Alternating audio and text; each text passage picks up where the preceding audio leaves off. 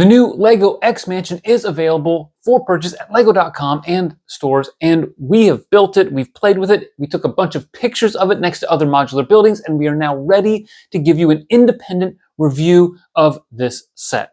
Now, I think I did a pretty good job of breaking it down when it was initially announced, so I'm not going to go into a ton more detail here, but I do want to give you 3 things that are essential for you to know as you head into deciding whether you want to buy this set. Let's dive in.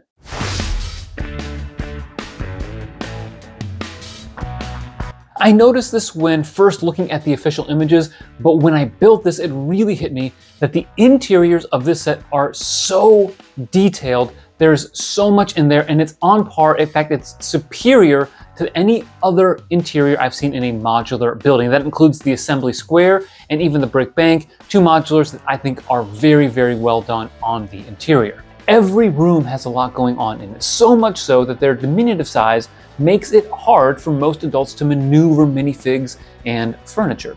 For instance, the foyer has this excellent hardwood floor with a big red X framed in by bright light orange and dark blue tiles. There are also statues, plants, and big comfy chairs.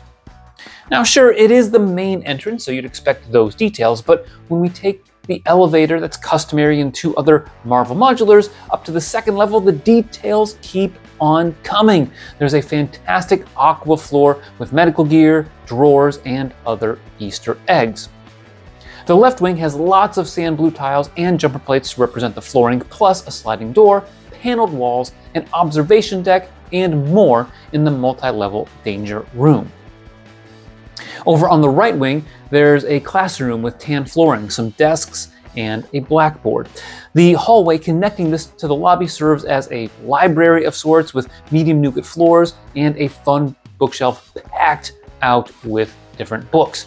The 2nd level is a bedroom with a couple of beds, a nightstand, and wall decor, and there's also a lab that goes right above the library. All told, if you like interior details, this set is incredibly good with that. In fact, I think it rivals one of my all-time favorite interior build sets, the Ghostbusters HQ, and even the Simpsons house. Again, both of those sets fantastic in terms of being licensed sets that pack in a ton of details and Easter eggs. This one is right there with those.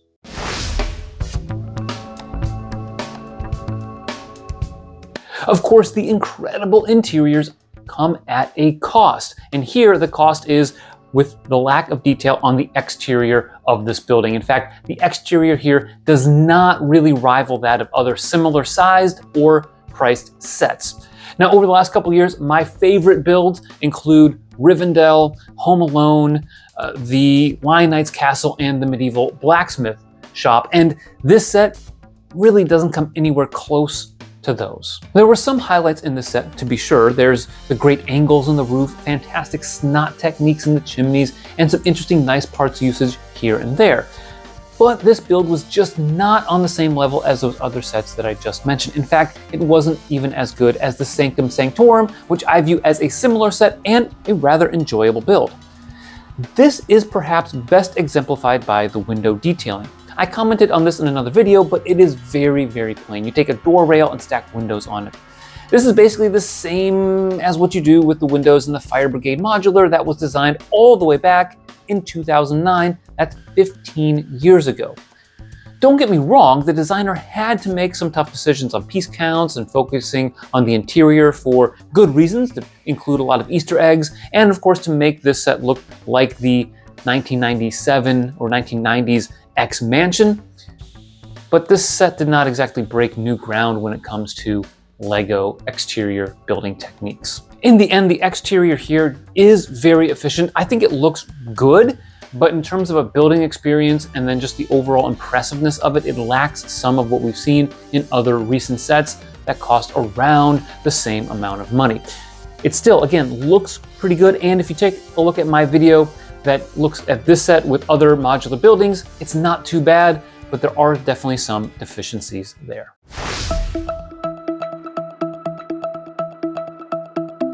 I spent a lot of time taking pictures of the sets as I built it and then when it was done. And I really wanted to try to get a feel for what was going on in the set, not just with the Easter eggs, but also just the details and the really fun building techniques that might be going on or could have gone on. And honestly, I have to say, after doing all of that, this set is not a $330 set. I know that might be kind of surprising to some people, or some of you are maybe thinking I'm preaching to the choir, but fundamentally, I think there are some problems with this set. Now, I want to highlight them by mentioning 4 other sets that I think are a better value than this, and are maybe even a better executed sets than this. And I'm going to start with the Sanctum Sanctorum. Now, the Sanctum Sanctorum is a Marvel modular. It is something that fits into a modular city rather well in terms of scale, and it is less expensive than this, significantly. It's like $80, $70, $80 cheaper.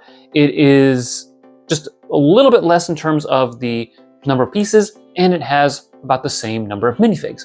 And it looks better. It's a fun build. There's a great mix between the exterior detail and the interior detail. So this one does not really match up very well with that. The second set I want to mention is the Daily Bugle. Again, another Marvel's modular building that is $20 more than this, comes with significantly more pieces and twice the minifigs, and again, only $20 more. So knowing that the Sanctum Sanctorum and the Daily Bugle, I think, are retiring soon, if I have the money, $330, $260, $350, I'm putting it towards those sets before I would put it toward this. Now here we have the Sanctum Sanctorum, we do not have the Daily Bugle, and so that's something I might look at trying to get over the next couple of weeks before it retires.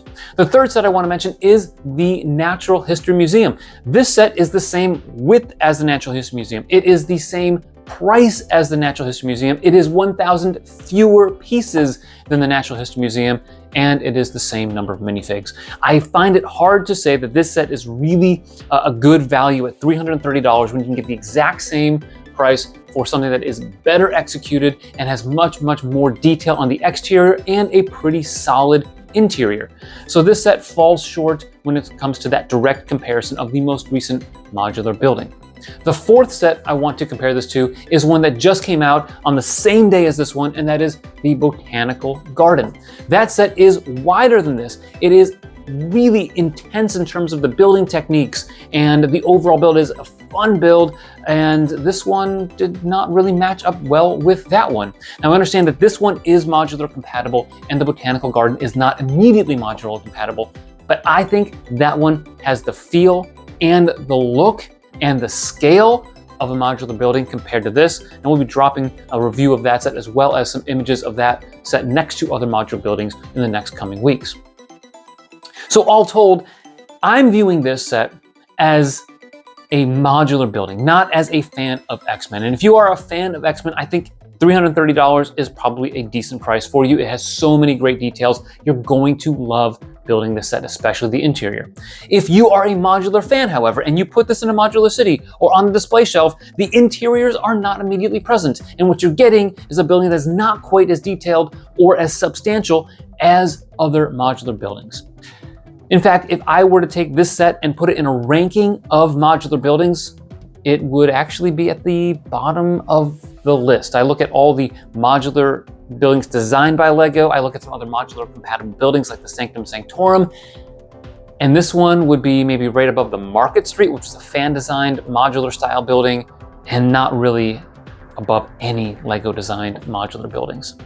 Now, I want to make it clear, despite that critique, this is not a terrible set. This is not a trash of a set. This is a decent set. It is a nice set, but it doesn't match the expectations that we would have as LEGO modular fans. Can you put more details into the set? Yes, you could expand it. You can make it deeper. It is a very, very shallow set. You can do a lot with it, but here's the problem. You're gonna have to put money into it, and you're already spending $330. So my recommendation is that you get this set on sale. You don't worry about getting it right away, resist the FOMO, and instead think about how you might be able to get it on sale, whether it's through Amazon, whether it's through Lego.com on a Black Friday sale, whether you get it for sale and double points or a great gift with purchase, whatever it is that you're thinking about getting the set it is worth waiting until the right price. What is that right price? I would say probably in the $280 to $300 range. So take about 10 to maybe 20% off of this set, which you might be able to find through a damaged box, or like I said earlier, and when it goes on sale at some point in time during its shelf life. What would I rate this set? Honestly, having built all of the LEGO Design Modular Buildings, as well as some others, and some recent sets that we've done, I'd actually put this closer to a 5 or 6 out of 10. I'll say a 6 out of 10 just to be generous, but really this is a little bit lower than any modular that I've ever reviewed.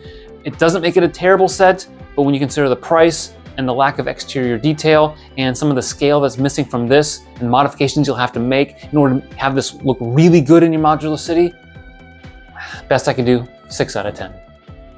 Thanks for watching, and I hope those 3 things helped you in terms of how you view this set. Thanks for watching, and always remember to keep building together.